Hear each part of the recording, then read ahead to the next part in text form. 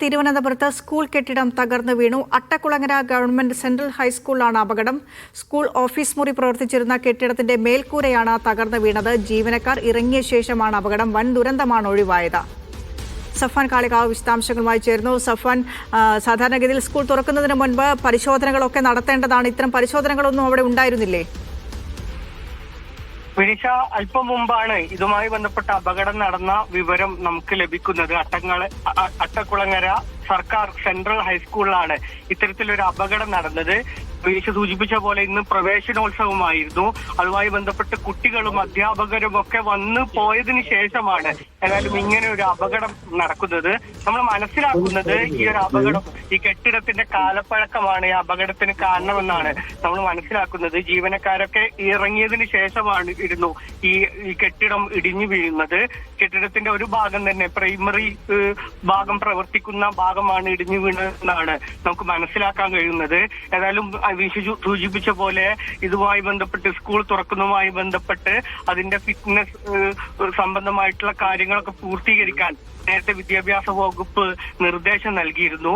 അതിൽ കൃത്യമായൊരു കണക്ക് അപ്പോൾ വിദ്യാഭ്യാസ വകുപ്പ് നൽകിയിരുന്നില്ല. എന്നാൽ കൃത്യമായ നിർദ്ദേശം എല്ലാ സ്കൂളുകൾക്കും നൽകുകയും ചെയ്തിരുന്നു. ഇതിലേതായാലും കൃത്യമായ വിശദീകരണം നൽകേണ്ടത് ഏതായാലും വിദ്യാഭ്യാസ വകുപ്പ് തന്നെയാണ്. വിദ്യാഭ്യാസ മന്ത്രിയുടെ ശ്രദ്ധയിൽ ഈ വിഷയം വന്നിട്ടുണ്ട്. മന്ത്രി അടക്കമുള്ള ആളുകൾ അങ്ങോട്ടേക്ക് എത്തുമെന്നാണ് നമുക്ക് അറിയാൻ കഴിഞ്ഞത്.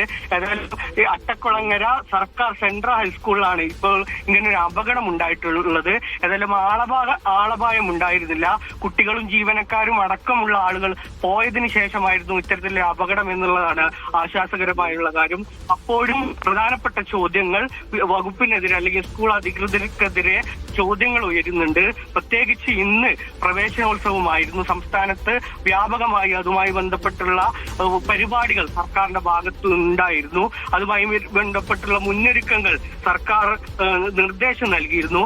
അത്തരത്തിൽ എന്തെങ്കിലും ലംഘനം ഈ സ്കൂളിൽ നടന്നിട്ടുണ്ടോ എന്നുള്ള കാര്യങ്ങൾ അടക്കമുള്ള കാര്യങ്ങൾക്ക് വ്യക്തത വേണം. സ്കൂൾ അധികൃതരുമായി നമ്മൾ സംസാരിക്കുന്നുണ്ട്. ഉടൻ തന്നെ ഈ സംഭവ സ്ഥലത്തേക്ക് നമ്മൾ എത്തും.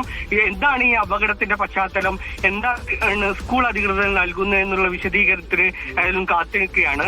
വകുപ്പ് മന്ത്രിയുടെ അടക്കം ശ്രദ്ധയിൽ ഈ വിഷയത്തെ കുറിച്ച് ഏതായാലും ശ്രദ്ധ ചോദിച്ചിട്ടുണ്ട്. മന്ത്രി ഏതായാലും സംഭവ സ്ഥലത്ത് എത്തുമെന്നും ഇതുമായി ബന്ധപ്പെട്ടുള്ള കൃത്യമായ അന്വേഷണം നടത്തുമെന്നാണ് വിദ്യാഭ്യാസ മന്ത്രി ശംസുദ്ദീൻ അറിയിച്ചിരിക്കുന്നത്. അതുകൊണ്ട് തന്നെ എന്തായിരിക്കും ഇതുമായി ബന്ധപ്പെട്ട് എവിടെയാണ് വീഴ്ച വന്നത് എന്നുള്ളത് ഗൗരവമായുള്ള വീഴ്ചയാണ്.